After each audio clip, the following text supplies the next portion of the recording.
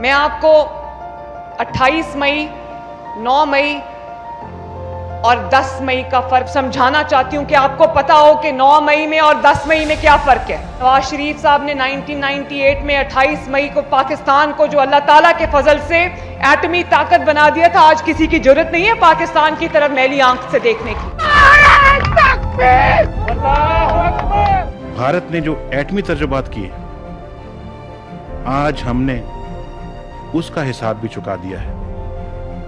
اب ہمارے ملک پر کوئی دشمن انشاءاللہ بزدلانہ ایٹمی شبخون نہیں مار سکتا۔ آج آپ کو جو 10 مئی کو اللہ تعالیٰ کے فضل سے آپ جنگ جیتے ہو، آپ کو خود ہی پتا چل گیا ہے کہ کس نے کیا کیا ہے، کس نے 9 مئی کو کیا کیا ہے، کس نے 10 مئی کو کیا کیا ہے اور کس نے 28 مئی کو کچھ کیا ہے۔ دشمن کے متعدد ٹھکانے تباہ اور بھاری نقصانات کی اطلاعات موصول ہو گئی ہیں۔